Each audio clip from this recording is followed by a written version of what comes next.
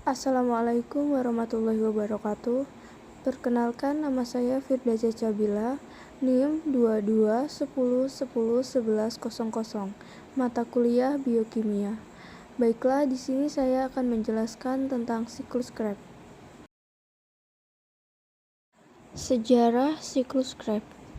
Pada tahun 1937, seorang ahli biokimia dan dokter dari Jerman mengemukakan bahwa glukosa secara perlahan dipecah dalam mitokondria sel, yang saat ini disebut sebagai siklus Krebs.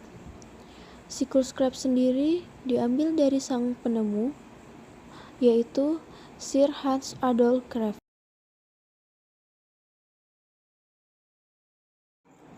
Pengertian siklus Krebs. Siklus Krebs adalah serangkaian reaksi kimia yang terjadi pada sel hidup untuk menghasilkan energi dari asetil CoA, yaitu perubahan dari asam pirufat hasil glikolisis.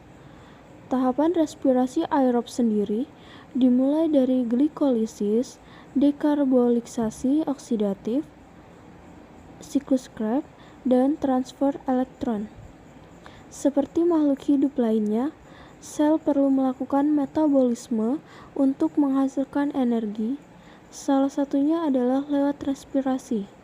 Respirasi sel dapat bersifat aerob, artinya melibatkan pemecahan sempurna dari substrat dengan adanya oksigen. Respirasi aerob berlangsung di mitokondria sel dan menghasilkan lebih banyak energi.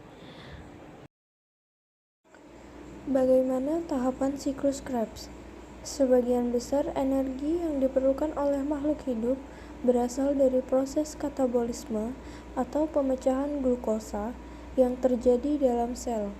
Pada mulanya, glukosa akan mengalami proses glikolisis yang akan mengubahnya menjadi asam pirufat. Jika tidak terdapat oksigen, asam pirufat akan diproses lewat respirasi anaerob menjadi asam laktat atau alkohol. Tapi, jika terdapat oksigen, asam pirufat akan diproses lewat respirasi aerob untuk diolah menjadi energi air dan karbon dioksida. Dalam siklus Krebs, terdapat dua tahapan penting, yaitu dekarboksilasi oksidatif dan siklus Krebs. Dekarboksilasi oksidatif merujuk pada tahap perubahan asam pirufat menjadi asetil CoA. Selanjutnya, asetil CoA akan dibawa ke matriks mitokondria untuk menjalani siklus Krebs.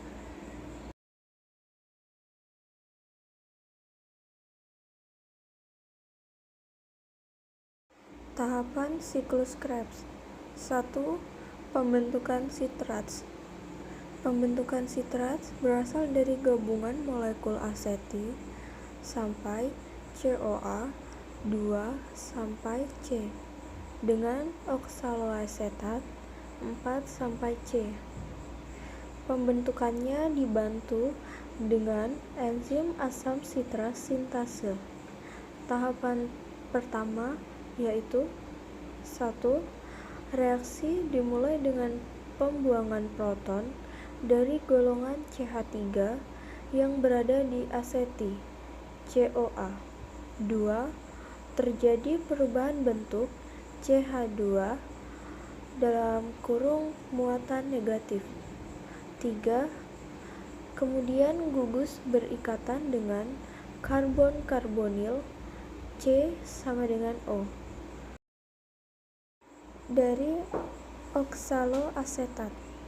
Dan yang terakhir, proses CoA hilang melalui hidrolis 2 isositrats. Tahapan kedua adalah isositrats. Terjadinya perubahan pada isomerisasi sitrats yang kemudian menjadi isositrats. Dan perubahan tersebut terbantu oleh enzim akonitase.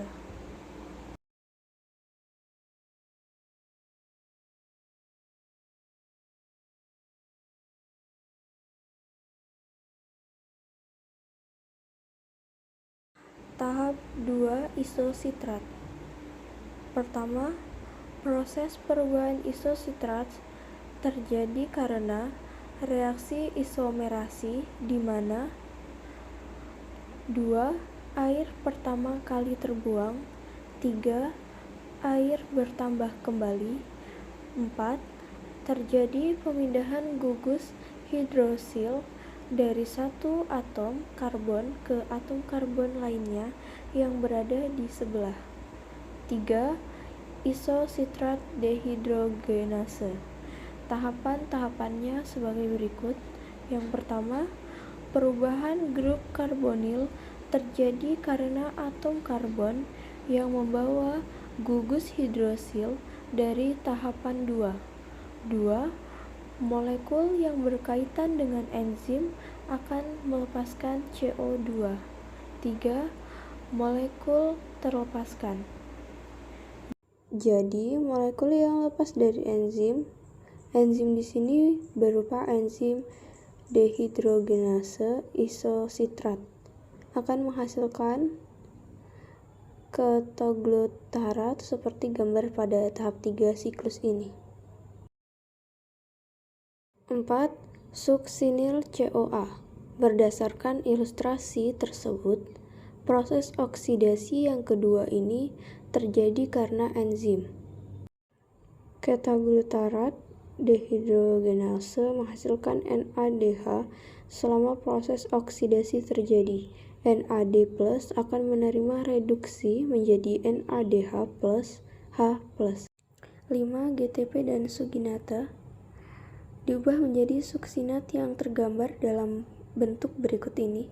Yang pertama, molekul fosfat pada daerah sekitar menjadi pengganti CoA, menghasilkan energi tinggi berupa suksinat.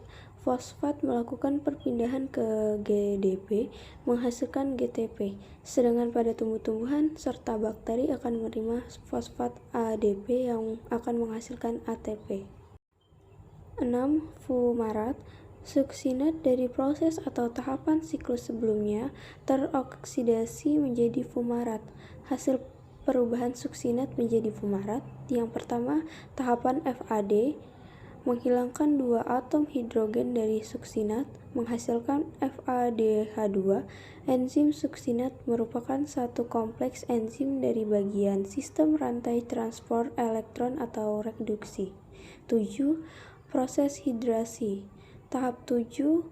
Proses hidrasi. Proses yang tergambar dari tahap 7 tersebut yaitu terjadi penambahan atom hidrogen dalam ikatan ganda karbon C sama dengan C pada fumarat, menghasilkan malat akibat reaksi bertambahnya air fumarat.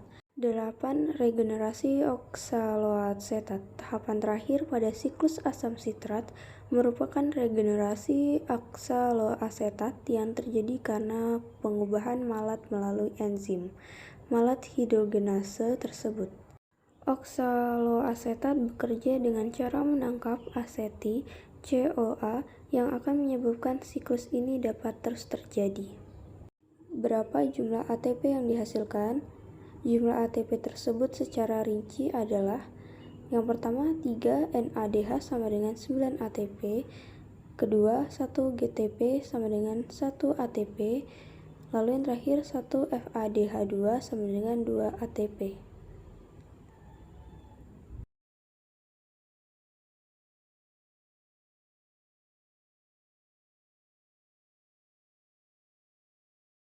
Terima kasih. Sekian penjelasan dari saya. Apabila ada kesalahan, saya mohon maaf yang sebesar-besarnya. Wassalamualaikum.